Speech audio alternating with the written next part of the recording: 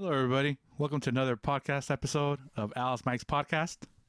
Today we have a special interview with Jazmin. She is a college student at a California State University, and we're gonna talk about her experience going to college at or during this COVID-19 epidemic.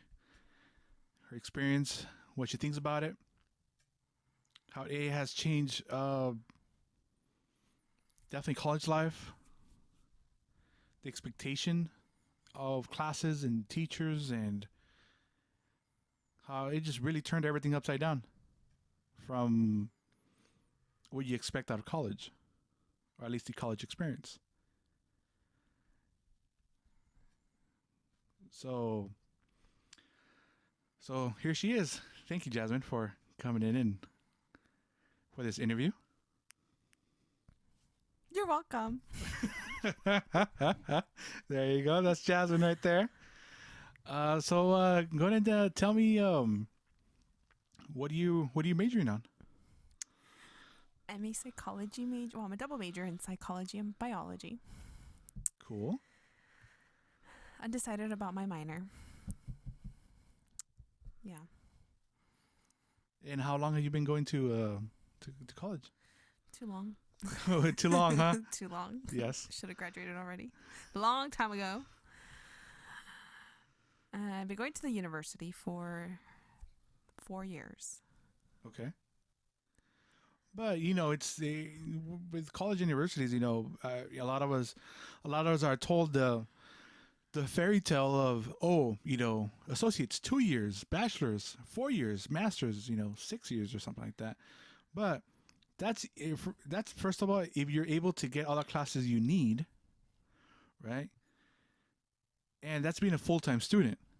That's with no job, no nothing, full time student. And of course, you got to pass all your classes. And definitely we're not all perfect. I mean, we have to get some type of income. So, we're adults. The government's not going to pay our living, and we have to pay our own living.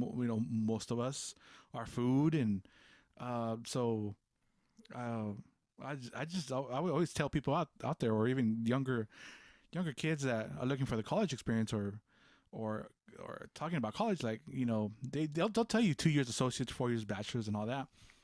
But it's close to a fairy tale. If you could do it, that's great. That's great. But I think it's just becoming a harder expectation for that to come by. What do you think? Well, I mean, I went to community first and then I transferred to university. Community in itself took me 5 years. It should not have taken me that long, but like you said, like things happen, a lot of bumps along the road. As much as I wanted to consider myself a full-time student, I was also working full-time, and one or the other thing suffered, and typically it was school, because I couldn't, do poorly in work. Yeah, well then just think about the economics too of school. Even if you're going to community college, and there's a lot of helps, a lot of government, go to the government, or it's definitely cheaper to go to community college than to go to the other like CSUs or UCs or stuff like that. But just to buy a book or rent a book, it's like what, 300, $500. I mean, renting's always, typically it's under the hundreds, but buying a book, oh my God, the most expensive book I've bought so far was like over $300, and when I wanted to resell it at the end of the year, they were going to give me less than 100. So Yeah, so you have, I mean, you have to go to work. Yeah, you have to get some type of income. You have to, so a full time student, and you have to go to work, at least work 20 hours. Like, you're stretched thin. So I guess that's my little rant on the fairy tale expectation of what they tell you in high school. It doesn't mean to discourage. I don't want to discourage people, from going to college, because they should go. But yeah, it's just I don't think anybody's they a lot of people don't hear I will say the truth. So, sometimes you go to college and you're undecided. You like one thing and you're set on a certain subject, and you want to major on this, and then halfway you're like, oh man, this is not really what I want, and you switch up, uh, you know, stuff. Did that happen to you? Oh yeah, Yeah. I was a business major. Oh, how about that? Then I went to psych. And then I stayed in psych, and then the more I did it, the more I realized maybe I don't want to go into therapy. Maybe I want to do something a little more working with like medications and patients and stuff like that. So then I decided, okay, well, let's add biology to it. So see where that gets me. Okay. And how? Let's just describe your college experience before COVID. How were classes? Your schedule? How was it? It wasn't as flexible. Obviously, you have a set schedule where you have to attend class at a certain time, and then certain professors, they, I think they mentioned that they were not by university guidelines, they weren't able to count attendance as a grade. So the way they would go around it was counting participation as a grade, but your participation, obviously, you have to be there to participate. Uh huh. So that's kind of the way of going around it. For labs, I mean, you have to attend the lab at the specific time, and get things submitted at a specific time, and everything was structured for you. And then with the lab, I mean, I've heard you would have a lot of times a lab partner or somebody you had to work with, or is it just by itself? Or it depends on the lab, or it depends on the class. I usually had to work with someone because, I mean, there were some labs you could do by yourself, but for the most part, you have a lab partner. And depending on somebody else, like it was it a lot like high school, where sometimes like the person didn't want to like help out or didn't know what they're doing, and you kind of had to like carry the weight, or like now that they're considered adults going to college. Well, did it change? I personally didn't have that experience of having to carry all the weight of the group, or between me and my lab partner, and I don't think I ever had that experience. I think if I was lost, I could ask them a question, and if we were both lost, then it was like, I don't know if it was because of the professor, but it was always like, well, I'll ask if I need to. I feel like because of my age, I don't know if it mattered. I don't know if it mattered, but like I would notice that most of the people that I was in class with were a little bit younger than me, like by a couple years, and so they were a little more hesitant to ask questions than me. But I also remember, like, back when I was their age, I'm like, yeah, I was a little hesitant too, because I don't want to come off as dumb. Yeah. But now, like, with all my work experience that I've had, and just daily life experiences, I learned, like, I'd rather ask the question than take a guess at it and then do it wrong, and then I really do look dumb because all I had to do was ask them to be able to do it right. So I totally understand that aspect. Being a little older than my classmates. Like when I went to college, my gap. I think was a way bigger gap, yeah. because I got out of high school and I was it took 7 years until I went back. Then I said went back, started college. I can never say I went back to college because I never started. So, I was just turned 25 when I went in, and everybody else was maybe 19, 18, 20. So I definitely was a person to ask a lot of questions, but not. I don't think I was the annoying one as well. Yeah. That Yeah. I wasn't that one either. But I want to get clarification. I want to know what I was doing, because I understood the concept that I have to pay for this, Right. and it wasn't like this is just some free stuff that's just been handed over to me, or um and I knew that my time was money too. I was working full time and going to school full time, so it was 8 hour shift and then 4 hours each day. So I knew those 4 hours I had to be there and get as much out of it, because the classes were 6 weeks, at least for mine in my experience. So definitely, I wasn't. I would see my other classmates and I would be like, don't waste your time. Because I felt like I had wasted my time taking so long to go to college. And I was like, you guys are already here. Like, take advantage of it. So, de- definitely understand that aspect that of what you're saying about having a lab partner and not and not being shy and just going out there and just, hey, this is what I want, and just going grabbing it. Okay, getting the bulls by the horns, as they call it. Yeah. Yeah, definitely. All right. So we'll go back to your schedule. So you had the labs, and then so you had your set labs, and then so your school structure was pretty structured, but you had to go into class. Did you have any online classes? I took I I recently started taking online classes like the semester before COVID, where I took like really easy online classes. Okay. Two really easy online classes, and it was a cakewalk, which is why I took them online, because I'm like, oh, it's gonna be a cakewalk. I don't have like, if I can do it online and get credit for it versus having to readjust my schedule too, because the reason why everything was structured wasn't because like the school structured it for me. It was because I had to structure things for myself, because Yes. I also had to factor in my job, Yeah. and it was a full-time job. And I'm not gonna I it was like, it's hard because I mean at my well, now I'm 26 and I'm like, okay, well, I need health benefits, but I need Mm-hmm. to go to school. And so it's like, well, the only way you can get health benefits, at least in my case, was working full time. So I'm like, okay, well, I need to work full time for my health benefits, and obviously for the pay and the experience. And I need to go to school full time because I need to get out of here too. Like, I've been here so long. I'm ready to like move on already. Yeah. And I just, like, I need to get it done. Okay. So you did. You, so you felt a pressure just because you saw everybody else around you a little bit, younger or so. Yeah, because I mean, everybody's already now in their like, 19, 20, 21, 22 maybe. When they're transfer students, they're about 22, 23, at least the ones that I've met so far. So, I was even still older than the transfer students. And yeah, I'm just like, oh my gosh, I need to get ahead here. And how did you handle working full time and going to school full time as well? How was that? I mean, how was it finding a job that you could accommodate to your schedule?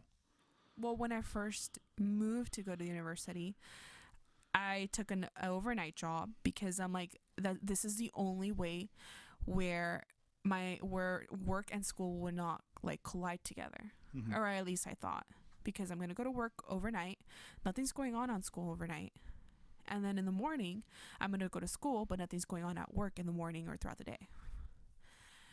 And so, it sounded like a great idea, like, oh, okay, well, when I work overnight, I'll just do my homework then, because it was really flexible.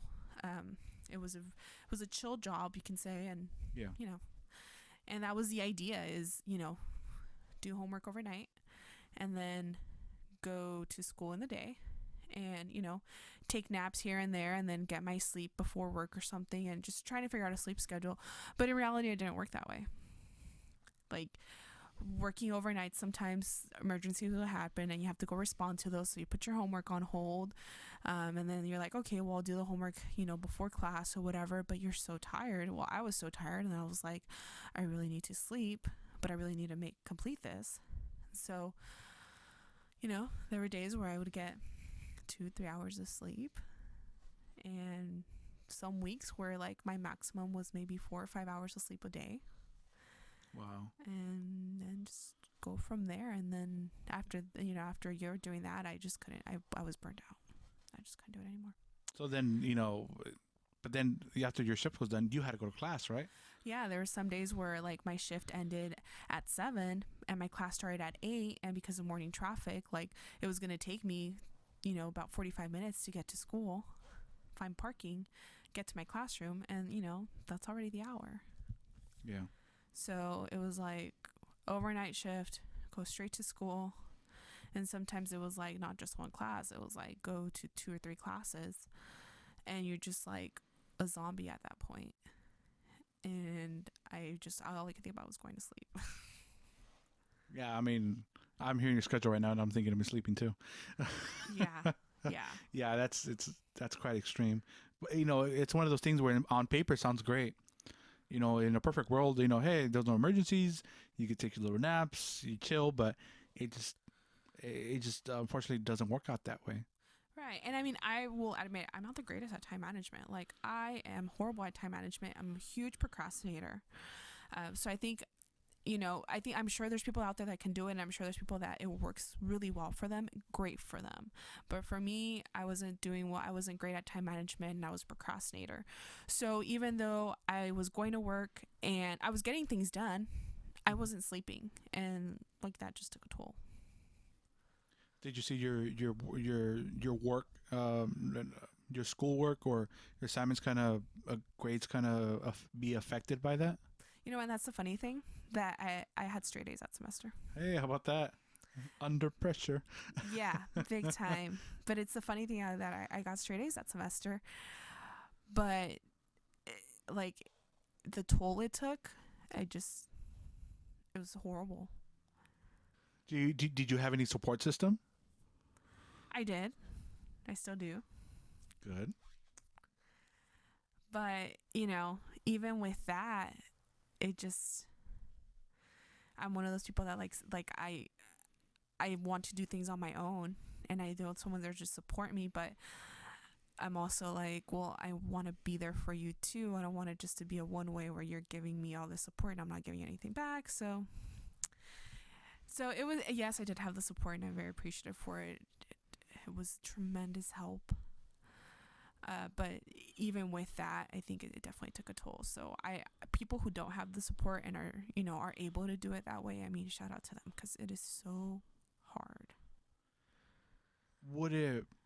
I mean, I don't want to deviate too much from where we're going, but being that you're going for a psychology major, do you think uh, that's why a reason it's a cause you might say for somebody to start getting like depression or so, at that such a young age, or not that age is a factor, but like depression or that tiredness, kind of they're really tired all the time. Like what what I'm trying to say, it must affect that person mentally, right?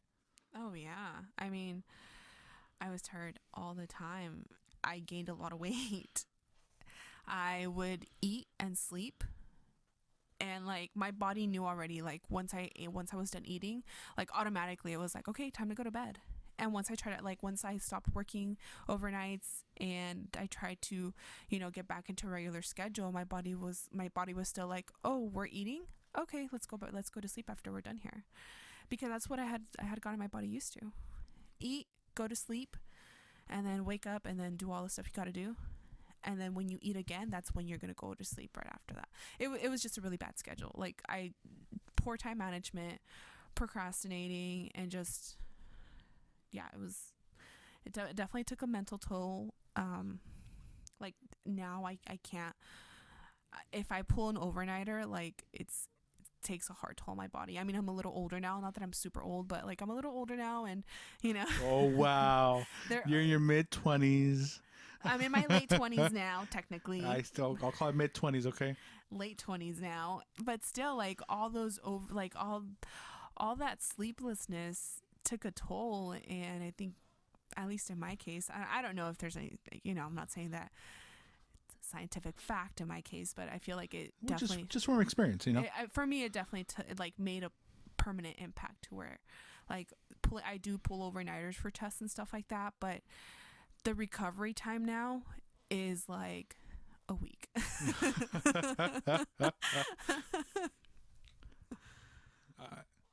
I hear you. Yeah. All right, so your schedule either way was it was hectic or so, before all this COVID pandemic stuff. Um so now let's jump back, let's jump forward, and this thing, it started off what, mid March, correct? Around there, yeah. 2020. You're in the middle of a semester, correct? Right. So everything shuts down. What happened? Like, how do you get the news? How do you just did you just stop? What happened? Like, what was your experience of just everything just shutting down, or how did you hear? Like, how did you hear about it? How did you hear about the schedule? Everything. Like, how did it go? I think we were on spring break at that time. And we were on spring break, and then we got an email saying, oh, um, we need to make some arrangements due to this whole new COVID thing. And we need to, we're going to try and see how we can continue to educate with the COVID, the pandemic going on. And they're like, so you're going to get another week off. And it was like, oh, heck yes. Woohoo! And then, basically we had 2 weeks off in that case. And then as the second week was wrapping up, they're like, actually, you guys are not going to be coming onto campus anymore. You're going to be doing distance learning. And after that, it was just like scrambling to get, making sure that you have accessible Wi-Fi at home, making sure you have a laptop to work from or some type of electronic device, not a phone, obviously, but like a laptop, tablet, or computer, whatever, to work from, do all that stuff, make sure you have resources, really, to continue your education. Am I making you sleepy? No. It's all the Chick-fil-A we ate. That was good Chick-fil-A. We're not being sponsored by Chick-fil-A. But if they wanted to, more than welcome. But yeah, it was honestly, now I'm like trying to remember, and it was like such a blur because it was horrible. Professors were trying to scramble to now, create their lesson plans that were intended to be taught in person to now online, and trying to make sure that they're still getting the same point across. Mm-hmm. At least some of professors were, because one of my professors was not doing that. God, I hated him. He was terrible. But yeah, it was just like, everybody was like running around with their chickens with their heads cut off because. What did the school try to? What did they offer as an assistance?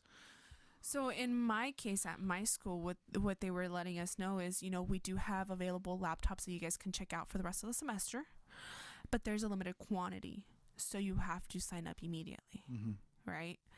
And so, I already had a laptop and I had that type of resource, but at the time I didn't have reliable Wi-Fi.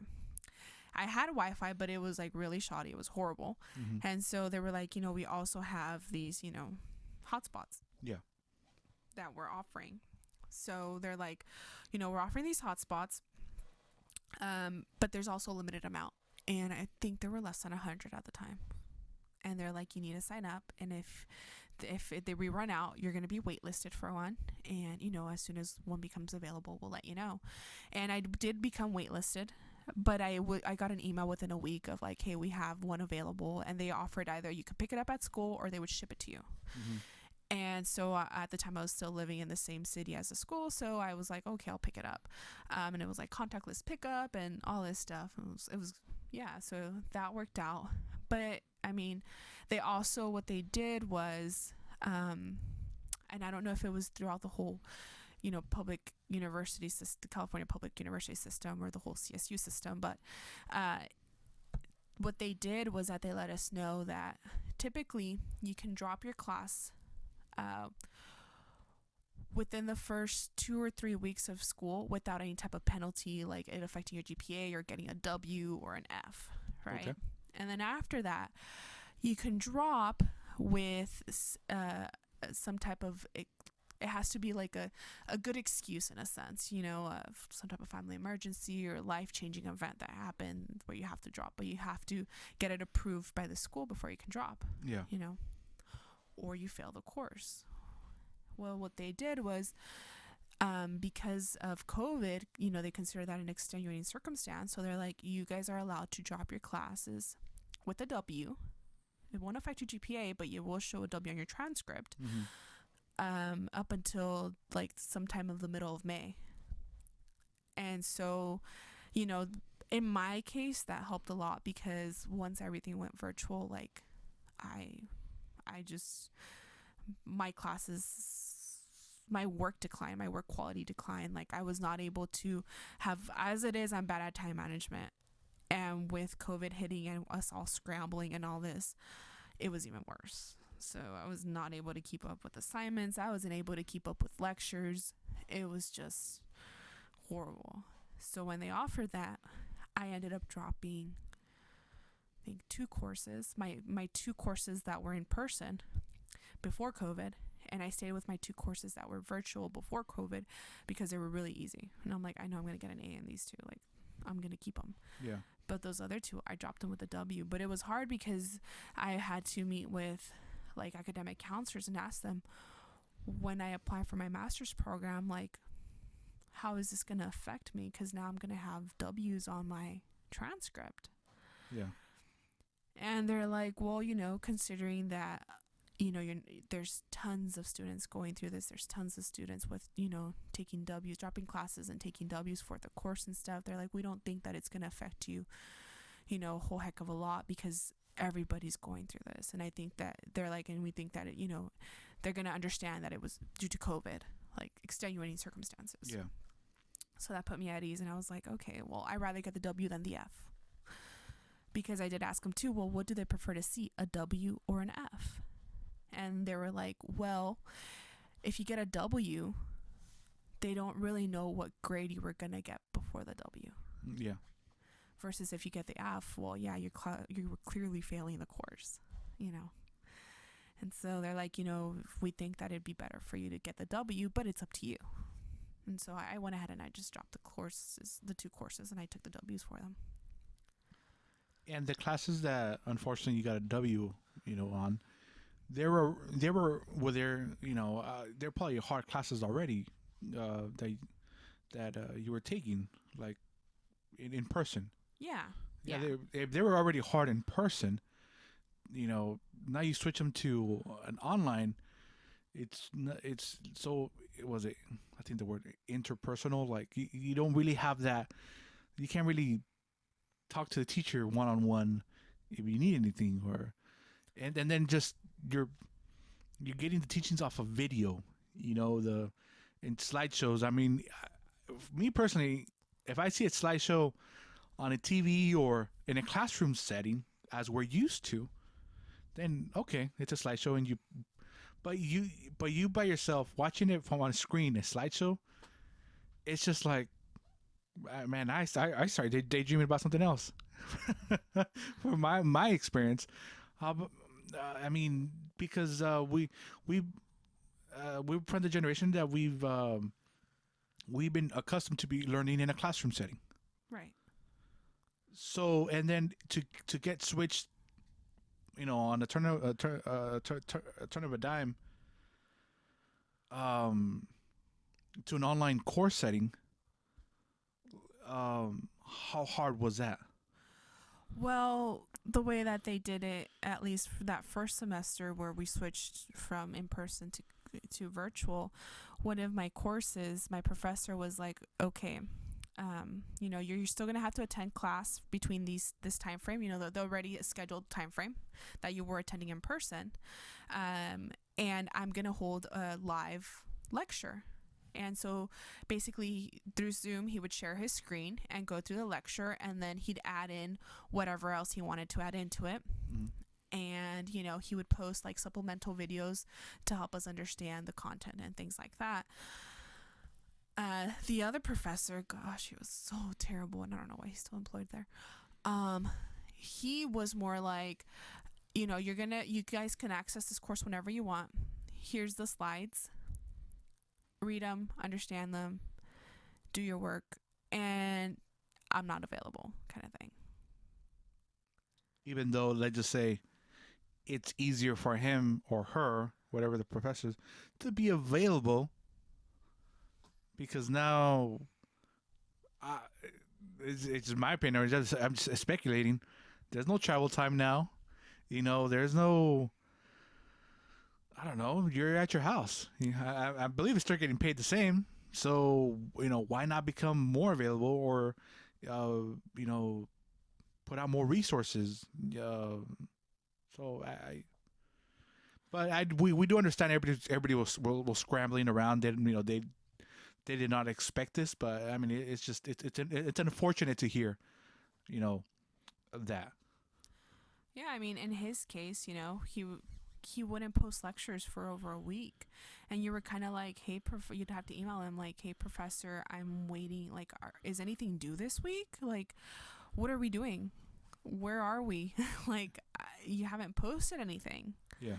And then wait if he is going to reply, or sometimes he didn't, and just kind of wait and see and check in on well, the system we used was Canvas, and check in on Canvas to see, did he post anything, like, are we doing anything, or he didn't have like, oh, if you need extra help, like, come see me at this time or anything like that. It was just a free-for-all, like, here's these slides and figure it out. And it was horrible. Yeah, that man, definitely, definitely a unfortunate situation right there. Well, especially when you're paying for it and you're like, why am I paying to teach myself? This is ridiculous. But I'm sure a lot of people can like resonate with that. Like, a lot of courses that we do take, we're literally paying to teach ourselves.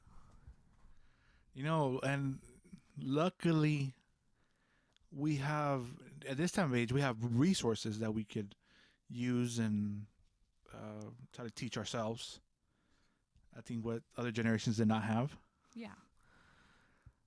But you're saying if you're paying for it, you expect to be taught.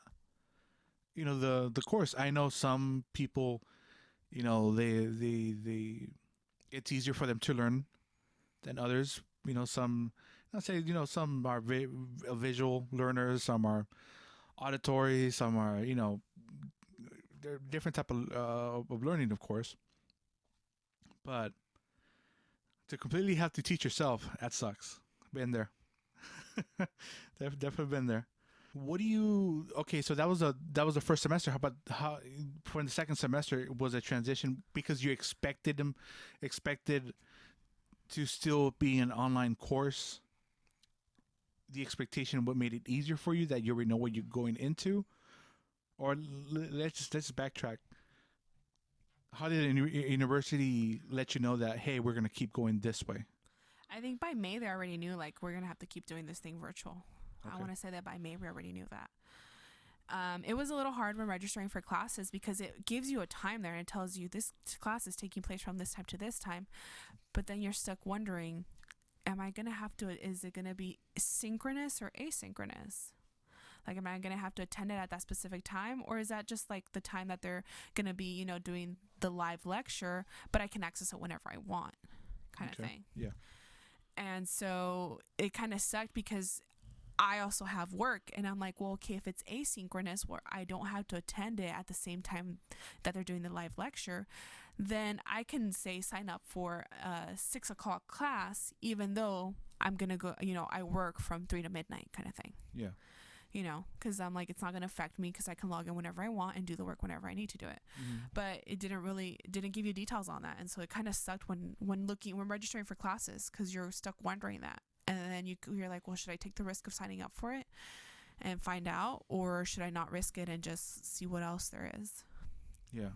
And then the labs, we didn't know yet if we were going to have to attend in-person labs or not, Oh, and okay. how those were going to take place. So there was still um there was still you're not sure if you had to actually go in class or attend go to university for the labs. Yeah, because I mean, labs are obviously hands-on, Okay. and at least in our university, there was no availability for any type of online labs before COVID. So everything was hands-on. So it was like, well, you're telling me that lab takes place from, I don't know, 3 to 6. Yeah. Like, does that mean that I'm gonna be going to school from 3 to 6, or that I have to be logged in from 3 to 6, or is that just that allotted time, but I can sign in whenever I want and do the work I need to do whenever? And so yeah. So when did you find out about the the schedule for your classes? Like right when you got the classes, you like when the syllabus came out. When the summertime hit, they sent out another announcement saying all on campus activities were now going to be done virtually. So any and all, including labs and library, was going to be closed. There were, no one, you needed authorization to be on campus, kind of thing. And so I was like, well, then that must mean that, I'm not going to have to attend these things in person. But now you're also stuck with the question of, well, am I going to have to be signed on from, whatever time the lab says this takes place, or is it going to be asynchronous? And I didn't find that out till the day till the day classes began, when they hand out your syllabus and, they do kind of like the intro through Zoom and they Yeah. let you know. So, What did any classes you had kind of shocked you? You had to attend certain times or so, or not that semester, but this semester it did. We have to attend our lab this semester at at the specific time. And if you don't attend, that means that you didn't go to lab, and so you missed 3 labs, and that's it. Like, you failed the course. So yeah, no, that's definitely don't want that. yeah. Okay, so you get the syllabus, you got the times, stuff like that. Meant did it help out that you knew you're gonna be online class? Like that's like there was no it's buts or whens or there was no question of when it's gonna be online class. That's what you have to do. Did it help you prepare yourself and be ready for the challenge? Um, Not necessarily, because I was still stuck with the question of, am I going to have to attend this online at the specific time or not? That was a big deal for me. Like, I needed to know that because of work, and I still didn't know. So Once you knew how it was gonna be, you got your syllabus, you had your set schedule. Okay, so how do you go from there? from there, it was just figuring out with work, letting them know, can I attend, can I come in at this specific time for a certain day, or can I get this day off because I need to turn lap, between work hours. And I mean, luckily I worked somewhere where it was, they're open 7 days a week, 24 hours a day. So, adjusting my schedule or missing a weekday wasn't necessarily going to affect my pay, because then that means, oh, well, then you're just going to work, the weekend to make up, that missed day or something. So, I mean, in that sense, it helped. And then my job at that time helped, because I could, if I wasn't busy at work, they literally would be like, okay, well, then do whatever you want to do. If you're not busy, you can go on YouTube, you can do your homework, you can do whatever you want, just make sure that you get your job done, and that's it. How about like the simple, like a worksheet? You had to print stuff out. I mean, everything's shut down. A lot of places you couldn't print stuff. Like, did you have to print stuff like at home or? So that was a big deal. Actually, that was a big deal because, for example, my anatomy class, we couldn't just type in our answers into the worksheet, because they were like, there's there, according to my professor, there's data that proves that writing things in helps memorization and things like that. So she was like, so for that reason, you guys are not allowed to type in your answers into the worksheet. It has to be handwritten. And I was like, okay. So, I mean, I could have bought a tablet and then, used the tablet and like filled it in, technically handwritten, but with the little, electronic. With the stylist or so. Yeah. Right. But I didn't have money to buy the tablet and stuff like that. Like, I didn't have money for that. So I was like, okay, well, I'm going to have to print stuff. And so what I would do was, like, my managers were awesome, and they were like, you can print stuff here at the work printer. Like, it's fine, that. Or I would ask, my mom works in an office, so I'd be like, hey mom, can you print something for me? And if I needed it in color, because at work we couldn't print in color, so I was like, can you print this in color for me?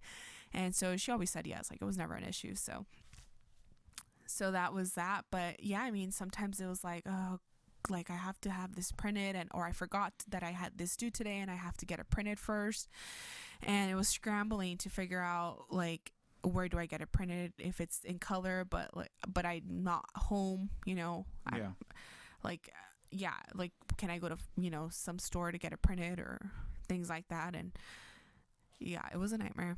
And some professors were like, well, you can invest in a printer, they're not that expensive. And it's like, yeah, the printer's not that expensive, but the freaking ink is. Yes. And on top of that, like, well, if my printer doesn't work, if it gets to a point where it doesn't work, like, I'm screwed. Well, printers you'll see them like for 50, 80 bucks or so, but to refill the cartridges they're 120, or Exactly. the same price as the printer. Yeah. So yeah.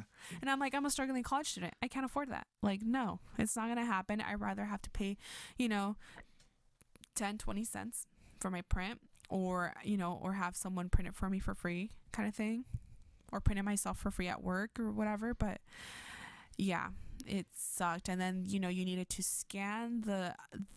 you needed to upload it as a PDF, and so now you're like, okay, well, how can I scan it to upload as a PDF? Because basically what I do is you need to take a picture of your document and then convert it to a PDF and submit it. And so then it was like trying to figure out what apps can do that for you, right? Scanning it, to turn it to a PDF so that you can then, download it, upload it up as for your assignment and stuff. Yeah. So that was another thing. Because technically you were taking a picture of it, Right. with your phone, and they wouldn't accept a JPEG, Right. because that's the format that the cell phone takes the pictures. Right. So I mean, as whatever whatever app you would get, I mean, it'll still look like a JPEG, but I mean, you would, hey, at the end it said PDF and it worked out. But Exactly. what other technical difficulties did you have? Did you ever have like a Zoom meeting, just like a Zoom lecture? Because you were using the Zoom, right? Right. Did that ever like you couldn't hear the professor, or it cut off, or it disconnected, or what kind of technical difficulties did you have? Well, I had like horrible Wi-Fi, so I ended up getting the mobile hotspot from school, which helped a lot. But I ended up going the route of getting better Wi-Fi. So I went and I got a different provider for my Wi-Fi, and and then even after that though, if there was a power outage in your house, like, you're not going to be able to attend the Zoom or do the test that's due at that specific time. They have to turn a specific that opens only between a certain time frame. Yeah. During that power outage or whatever.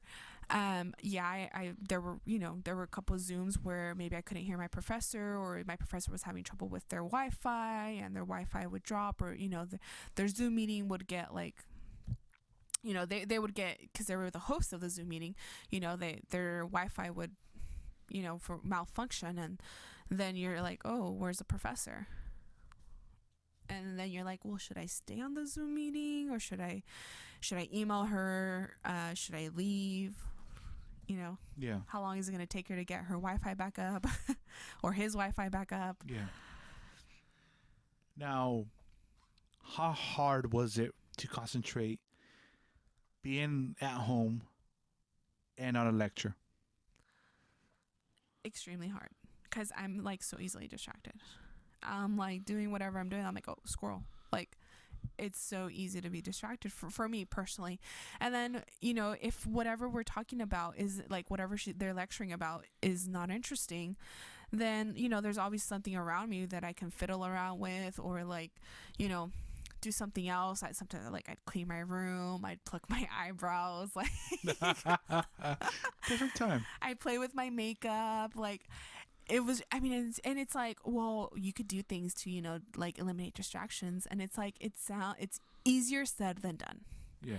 Because at the end of the day, like, I could also open another window on my laptop, and I could do like some look at stuff, maybe go do some shopping, or things like that, or go on my phone. And it's a lot of self-discipline that I did not have. I had it obviously, in person to person, like, face-to-face lectures, because like I'm not going to be rude and pull out my phone and do whatever, but yeah, online, just following through the lectures, especially when they're not live. I think when they're live, it's a little, for me, it's a little easier to concentrate, but when they're not live, when you're watching the recording and you can just pause it or rewind it. Yeah. Oh, yeah. So the social pressure of not being in a classroom, right? Because the expectations of being with your classmates, of the teacher, seeing you, what you're doing, that that kind of social norm or pressure you might call it. Not having it at home just makes you kind of be like, ah, well, I'm free and I can do whatever I want. Kind of too much freedom. You would describe it as?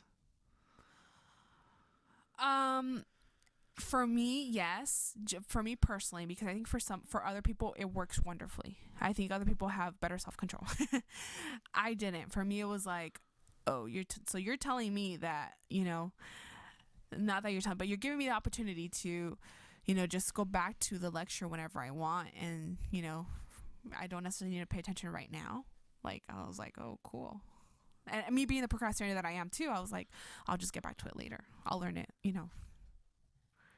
If you were in a classroom setting, would you be taking notes? Oh yeah, I always took notes in a classroom. Now that you weren't in a classroom setting, were you taking notes?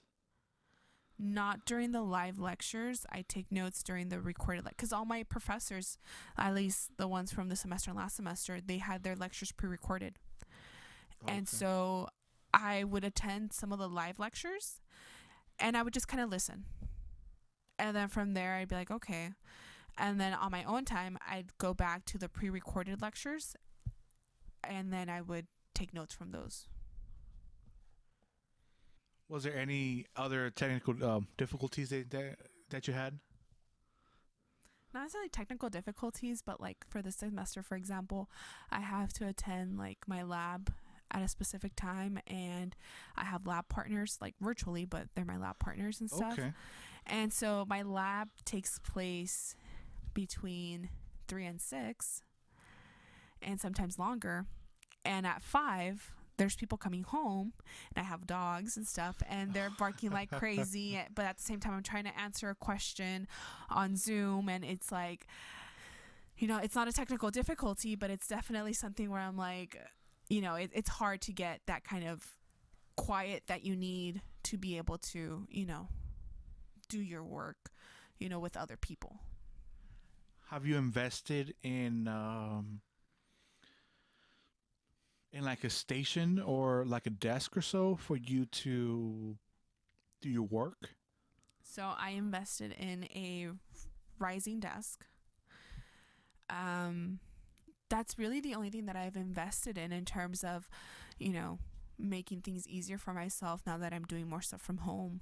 But that was really the only investment that I've made.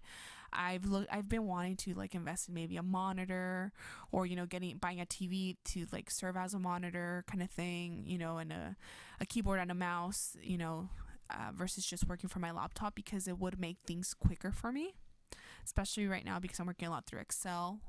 Uh-huh. Yeah, it would just make things easier, but I mean, again, it costs money. And so for that reason, I'm like, oh, I'll wait a little bit on it. But it's things that I've looked into, and I think there are things that those things can definitely help, improve the experience in a sense of having to do school from home. But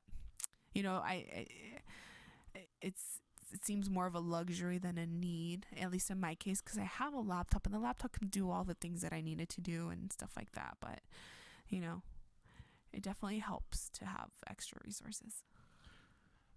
I'd find it that it's definitely tiring, um, not having a like a desk or somewhere to a station to work on.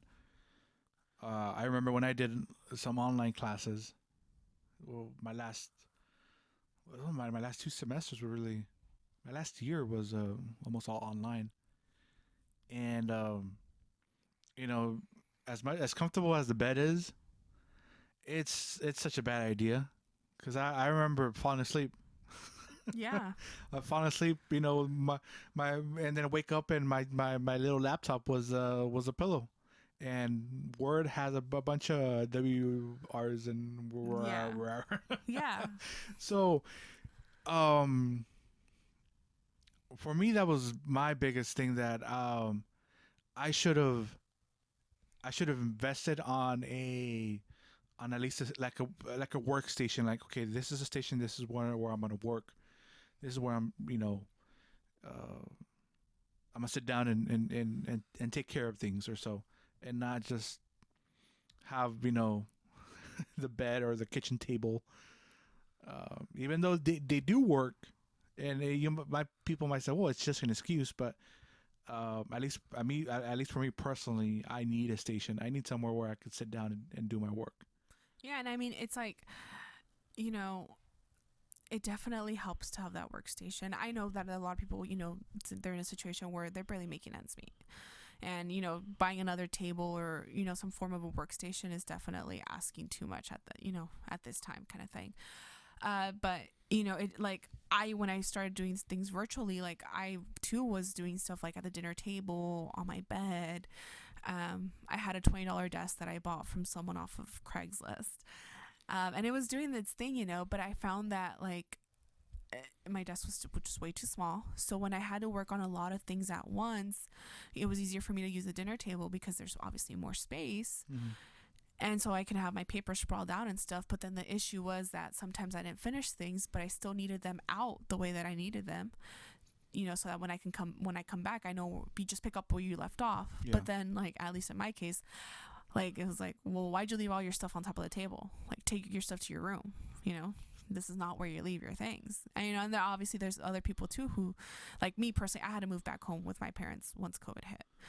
But I'm sure there's other people who live, who have roommates or things like that where they can't leave things out like that. They have to, or maybe they can't even use the dinner table for things like that and stuff. But it's hard. It's been really hard, I think. And I mean, mind you, I've had my parents like support and stuff, and they've helped me financially and things like that. But it's still hard, and so I don't know how people who don't have at least that extra financial support. I'm shout out to them because I think that what they're doing is amazing. Having to put themselves through school during horrible times and trying to make ends meet and things like that. It's really hard. Yeah, definitely. Well, as past experience, I'll talk about my online experience. Uh, I was going to a private college, trying to get my degree in criminal justice, my bachelor's degree in criminal justice, and I was going to a private college that they advertised as being hands-on.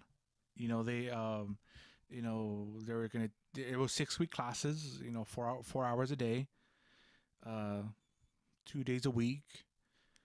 And but they advertise, where it's all in person. We all the instructors have either a career in that subject field in criminal justice and whatever you're teaching. They're teaching you, and so I mean it was great for the first for the first 2.5 years. But then that last year, it just changed. They said no, we're gonna go more online. And at first, it was just some basic online classes, but then it changed to major classes were online, and that affected me totally.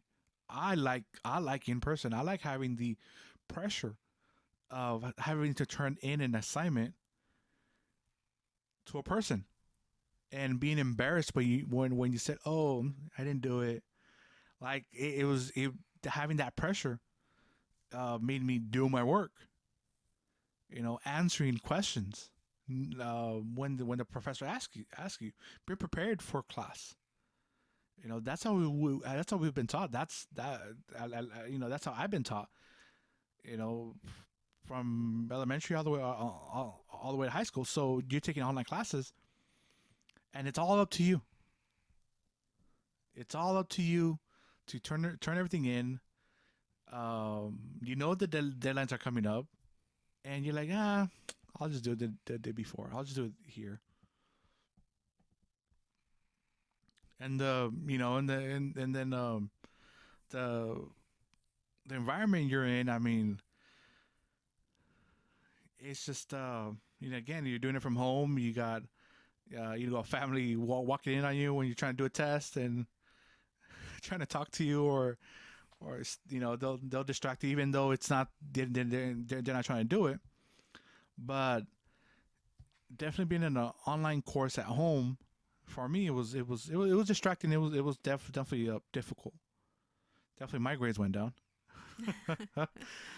Thankfully the my teachers were flexible and well there weren't much students either. I think there was only like 4 or 5 students in the class, so they could definitely be flexible. And sometimes, yes, we did. I take advantage of that? Yes, I did. But and that was, I mean, I definitely I didn't have any labs. I don't think the classes were as hard. But just definitely one not being used to online classes was at least from my experience was difficult. Doing my capstone in online and not having somebody to talk to about, hey, like, how do I do this? Like, you have to turn in this 15-page paper to 15, 20-page paper.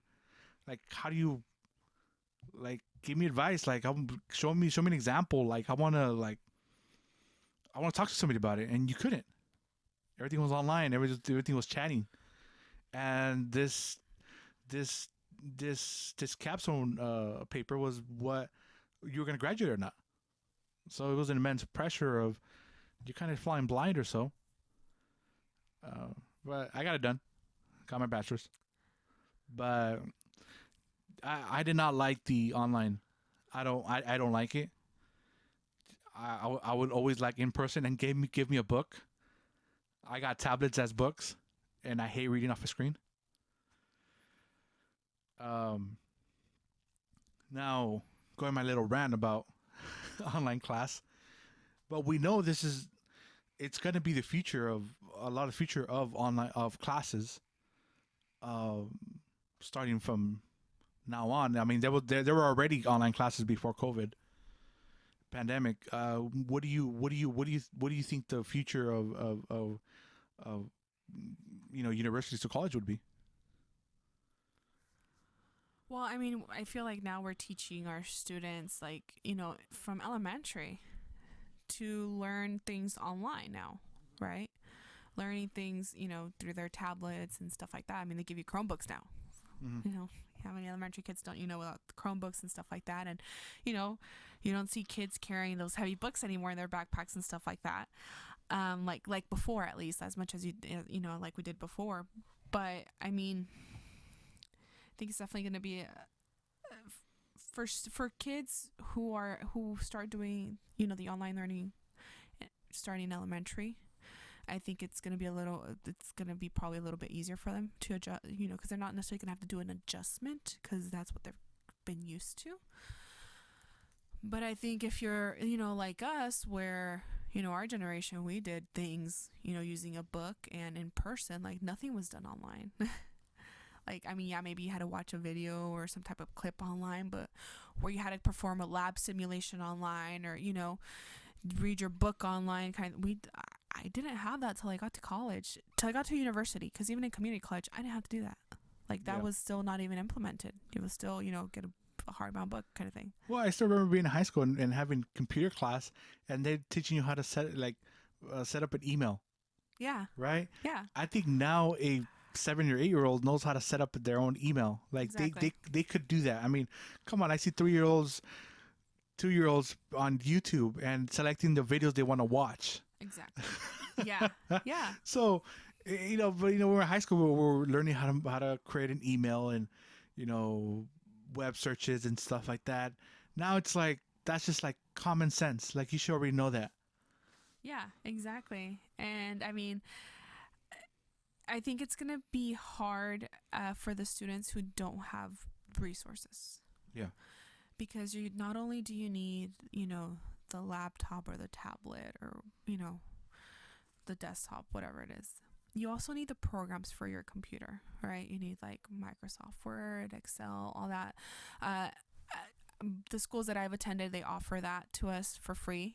We just have to use our student account. But, even then it's like, okay, well, you're still going to need your Wi-Fi because, how else are you going to get online? Yeah. and and all the like kind of little supplemental things that you end up needing to do your online learning, and it adds up.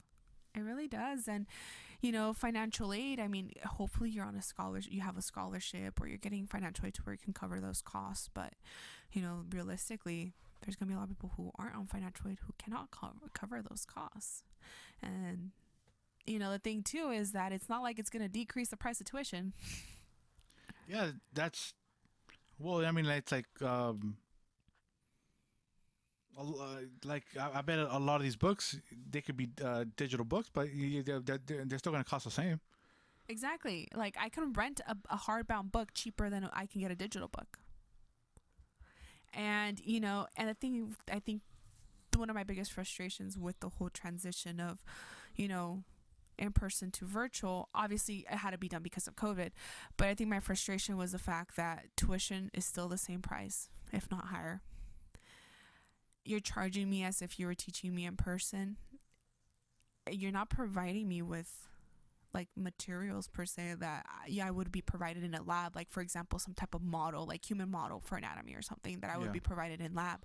Like all you're providing me with is pictures to something that I can Google. But you're still charging me as if you needed to do all these, as if I were a student attending school, using the facilities. And it's like, what? Like I'm covering my own Wi-Fi, I'm covering my own desktop or laptop, whatever. I'm covering my own books. Like Where's I'm this? covering my own prints. Yeah. And back, um, you still had to pay for prints at school. Did you? No, they offered if you printed at certain locations, it was free printing. It was a limit to it, but it was free printing. And it was like, okay, well, if I know that I'm going to have to print, say, 10 pages, okay, well, I can print those 10 pages. I can split it. I can print 5 at this location and 5 at this other location if your limit's 5. Yeah. Or, print it at a different day kind of thing. Like, you can work around it. But now it's like you don't even have the option of getting free prints or anything like. Well, at least in my case, at my school, we don't have like free prints. It's you got to print it yourself, pay for it, and And the unfortunate thing is, you would think you'd be paying the tuition or you're paying the amount you're paying to keep the university going. The support staff, faculty, and stuff like that. Um, but really, I mean, let's just say if they have campus police, I don't think you need campus police when there's nobody in there. I mean, I'm not saying those people should lose their jobs, and I'm not trying to say that either. But there's really no need. Um, Well, for example, it's like you guys, I'm sure part of the fees is, we need to keep the library running. But the library is closed to everybody. Yes, you can access books online, or you can access books, you can request books online or stuff like that and have them mailed to you and things like that. But I mean, you don't have the access to, like, you don't have access to the library where there's computers and things like that available, where there's like Wi-Fi and all that stuff where you could Yeah. use those resources Yeah. in there. You're not able to use them now. So I mean, just a simple fact, they don't have to turn on electricity or the water. you know So I mean, they don't have to worry about the bathrooms. I mean, electricity, like that's a bill that I'm just saying. I mean, it'd probably be pretty expensive. Yeah. Now, I mean, it's not being used. or not used as often per se. But yeah, and I mean, even our parking permits didn't decrease. Even though people were not allowed on campus, they were still selling parking permits. Wait, for wait, the wait, same wait, price. wait, wait, wait, wait, wait, wait, wait. Stop it right there. Wait, you still had to pay for a parking permit even though they're not open? You don't have to pay for a parking permit, but they're still selling it to you at the same price. They're like, you're not allowed on campus, but for some reason you want to spend, however X amount of dollars Wait, on. how much was it? It was $195 $195 to park. to park. Yeah. And even this semester, where some students were being let on campus, where they're giving you the option of the hybrid, where you attend lecture online, but you go to a lab in person, it's like it's cheaper to pay for the daily parking permit than to pay for the $195. for the whole semester. Wait, do you get like a plaque or something, or like a reserved spot? No, That sounds like a VIP parking pass. no, No, so it just no. And I mean, I know for a fact that the price that I pay for parking, back when I was attending school, is considered to be low, because I know there's schools that charge in 3, 4, 500s. Okay, wow. for a parking permit for just a semester. So, I think that like one of the biggest things that I saw affected from COVID was tutoring. Tutoring just took a huge dive, because I used to attend tutoring almost every day for my classes because I needed it. Yeah. And so now, you have these students, because your tutors are students for the most part. Okay. How about describe how was tutoring beforehand? Like, how So was it? beforehand, you go to like the tutoring center or the STEM center, whatever, whoever offers the tutoring, you go to that location and you sign in. At least at my school, you would sign in. And, there would be tutors rotating around asking, do you need help? And then, they'd sit down with you if you needed help, and then they'd help you. And then, they'd do their rounds again. And, that was basically how it went. You don't get a tutor assigned to you. At least in my school, we didn't have one assigned to us. It was more of, if they know the subject that you need help on, they'll go help you. But as soon as you're done, as soon as they're done helping you, they're going to move on to the next student, kind of thing. And then they'll come back and check on you and see if you need any other help. And that's the way it used to be. Mm-hmm. And now, you have to click a link online to join a Zoom tutoring thing where you sign in, or so a student worker signs you in. They send you over to a breakout room. They let the tutors know that you need help. And then these tutors come into the breakout room, but they don't have the resources. Like, they don't have the textbooks, they don't have the material that they need to be able to assist you. Like, you can share your screen with them, but like in my case, for example, if I didn't get the ebook, if I got the hardbound book, I can't share with them that resource, right? Because I can't expect them to know everything on the fly. Like, yeah, maybe they got an A in my class when they took it, but maybe they took it 2-3 years ago. Mm-hmm. I can't expect them to like immediately recall it. It's unrealistic. So they're like, okay, well, let me see if what I can find online. So they have to Google this stuff and see what they can read about to help me. Yeah.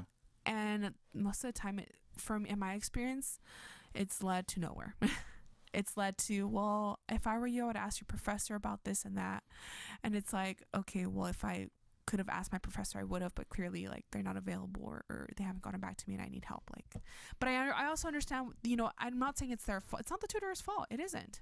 Yeah. But, I feel like the school should have done a better job of providing tutors with the resources needed.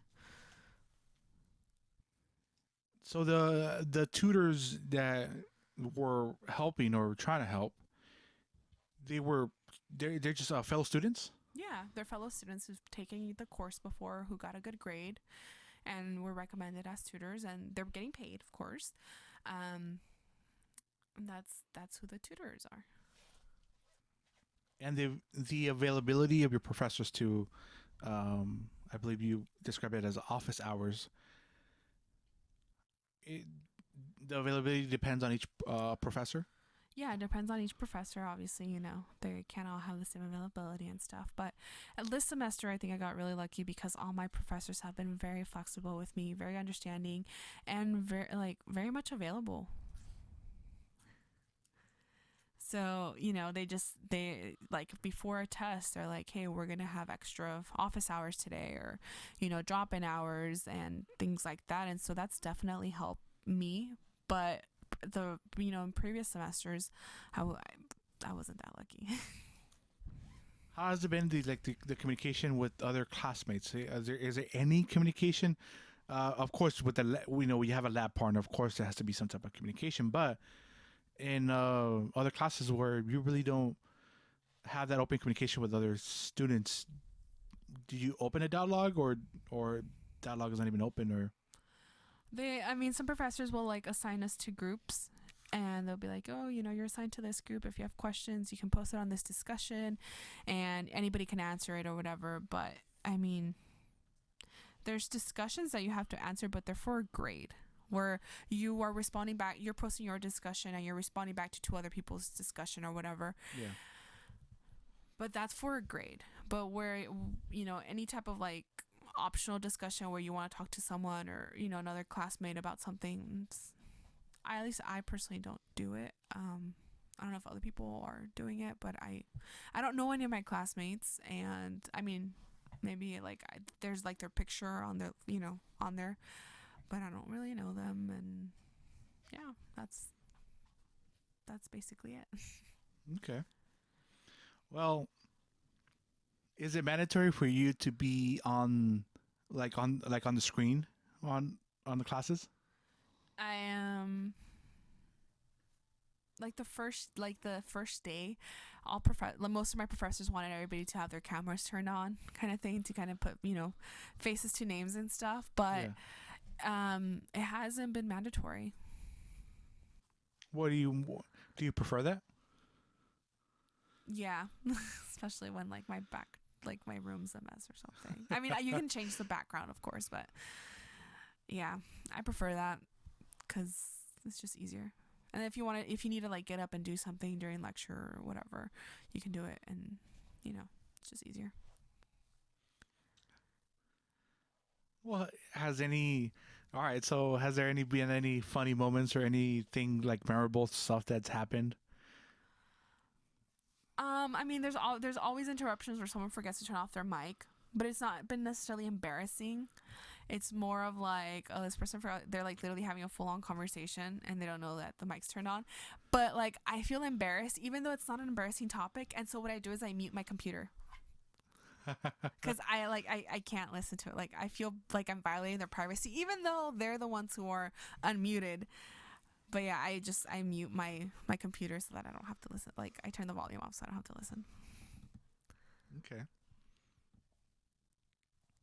There's obviously been that like kids in the background kind of thing, or that kind of, but embarrassing per se, not really, no. At least not during my class lectures, but I'm sure to other people it's happened. So overall, what have you learned from this as a college student going through this pandemic? What has been your biggest takeaway from this? I've always known that I suck at time management, but it didn't affect me before as much as it does now. And so I think what I've learned the most is that like time management is like crucial no matter what. And I should have learned this a long time ago because I mean I'm already in my mid to late 20s.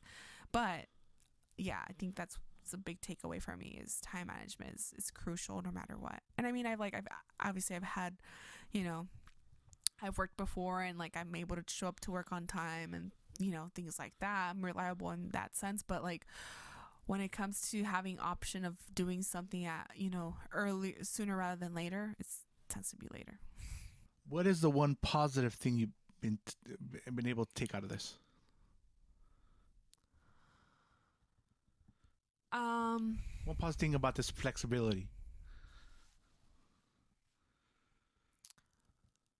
that I've been able to spend more time like with my dogs. He's getting older, and because I moved back home, I'm able to spend more time with him and see him more often, and literally almost every day, unless I go out of town for something. But like that's my biggest thing. What type of dog do you have? I have a Shih Tzu Cockapoo mix, and he's so cute. Well, technically, I only have one under my name, but my sister doesn't live at home anymore, so her dog is technically my dog. So I really have to. What are one of the tendencies of your dog that it's like? Because I have my little COVID dog as well. I'm working from home as well, and my Us Mike podcast mascot. If anybody doesn't know who she is, if you follow my page on Instagram or Facebook, you'll see pictures of her working really hard, being a great assistant. She is. She is the mascot of Alice Mike's podcast, Coqueta. Back to what are some of the tendencies of your dog that like what does your dog do when you're working or when you're and when you're doing schoolwork or when you're busy what is he doing? He literally just gets on the bed and takes a nap. Like, that's all he does. He just takes a nap and he's just chilling there unless someone's getting home, and then he has to like run off the bed and go see if it's an intruder or not. Either way, he's gonna bark. Yeah. But yeah, I mean that's it. But it's kind of like, without wanting to, we kind of, well, I kind of like trained him without meaning to. I don't know how to put it, but now when I get up and he starts seeing me like go comb my hair, he thinks we're gonna go on a walk.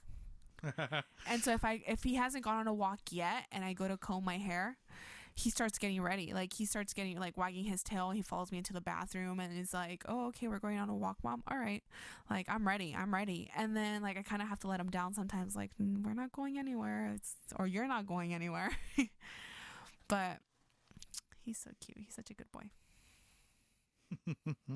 As everybody claims their dog is. He really is such a good boy, though. I've got to meet him, and yes, he's a really good boy. Love his eyes. There'll be a picture posted of him on my podcast on Instagram. Really beautiful eyes. Just like his owner. He gets it from me. So, and what's your dog's name? Dude. Dude. Dude. Just dude. Just dude. There's not gotta be a story. There's gotta be, like, just dude. My dad named him. Okay. And there was really no reason for it. He was just like, because he was born in our house. And he's like, we're keeping him because he's the only one of his color, male. He's like, so we're going to keep him. And his name's going to be Dude. And that was it. Like, there was no like reasoning for it or nothing. It was just, his name's going to be Dude and he's going to be yours. And it's just stuck. And I call it Dude, but I call him Bubba or Big Boy. You know, we all have little like 20 different names for our pets. So All right, so that's that's definitely been the most positive things you got from the flexibility that this pandemic has given you as a college student. yeah, I mean, it's giving me the flexibility to spend more time with my dog. And I know for some people it's like, okay, seriously, but like, I love, like, my dog is my life. Like, that is my child. That I know people like, you can't compare it to a child. No, my dog is my child. Don't fight with me because I will fight back. So yeah, he's my child, and I get to spend more time with him. And he's considered a senior dog, even though to me he's still a puppy. And so, you know, it's made especially because his mom passed away in December of 2020. Like, I'm definitely like appreciating more the time that I have with him, because I know that, you know, he's not gonna be around forever, unfortunately, but I'm definitely taking advantage of the time that he's still here. That's great. Dogs are awesome. Yeah, really awesome companions. And I think it's I definitely I definitely know that, you know, when they say that dog's main purpose is just to make you happy. oh yeah, Just to be there with you, and just all they want is make you happy, and you know, and all they want back is just maybe a little belly rub and a walk. and a walk. But yeah, just a belly rub and just a rub, and maybe some treats. Yes, yes. If you spoil them enough, they'll know what a treat is, and they you can't even touch the bag when they're already all over you because they want the treat. Exactly. But it's a wonderful situation to be in. Yes. And feeling as well. Yeah.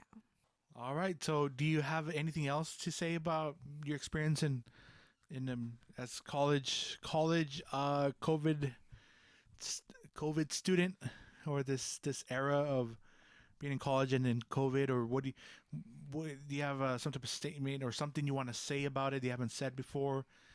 Do you want to just give like overall like a summary, not as like a summary, or anything else you want to say about this?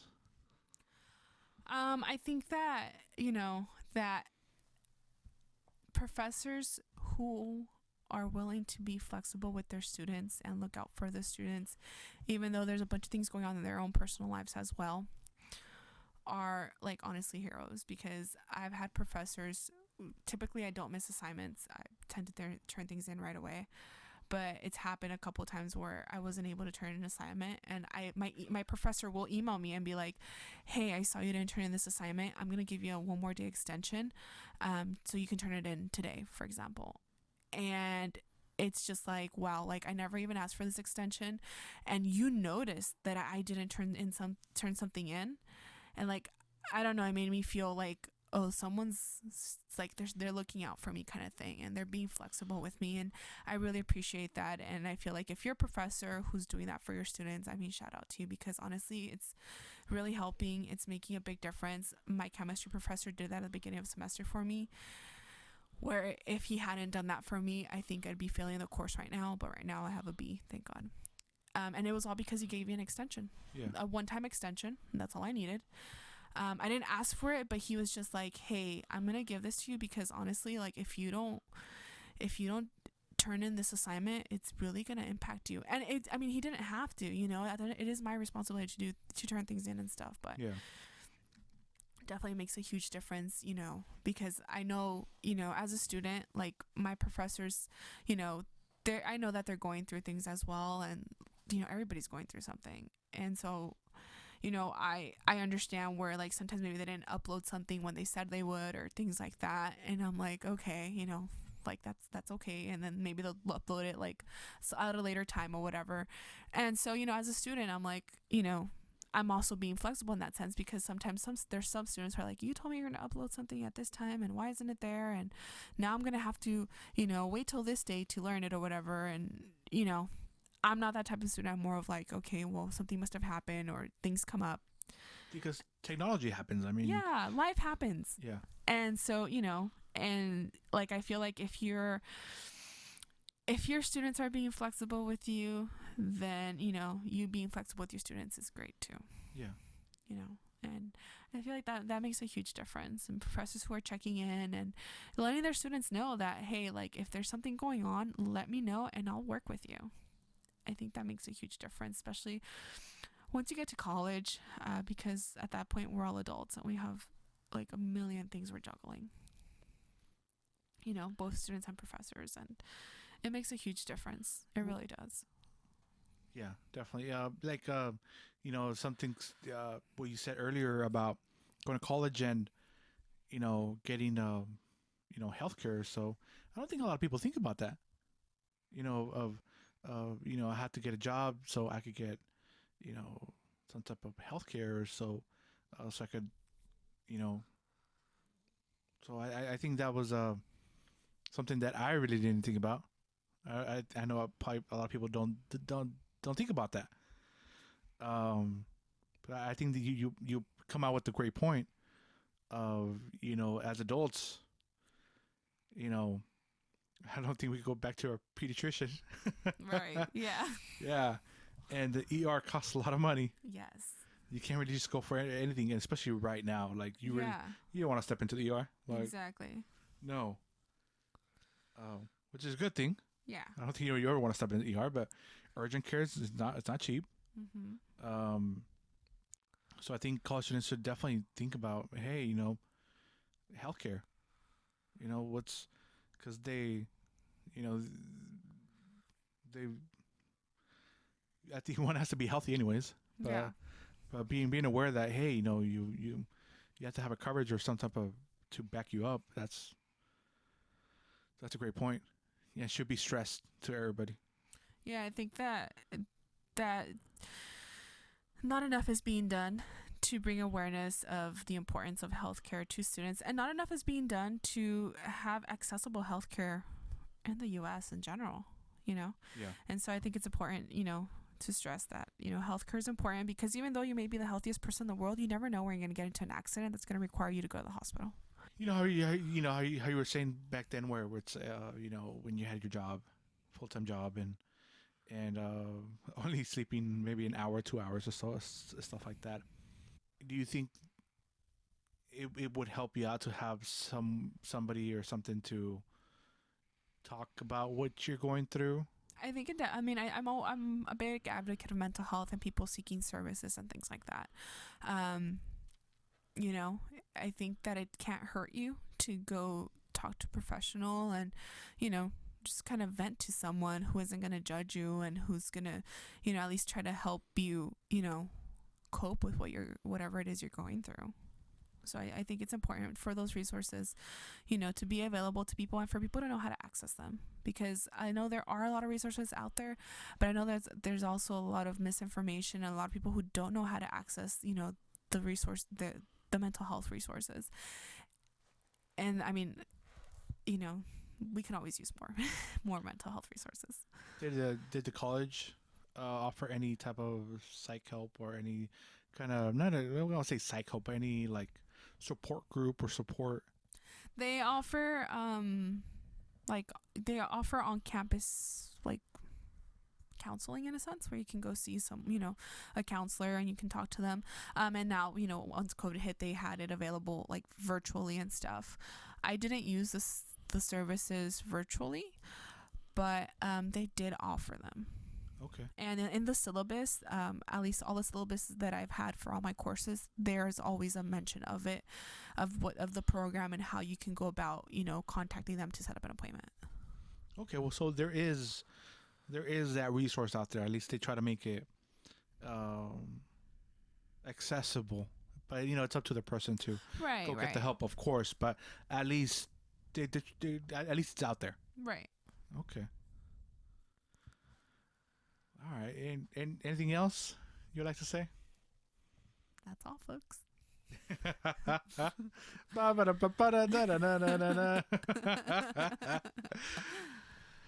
All right, Jazmin.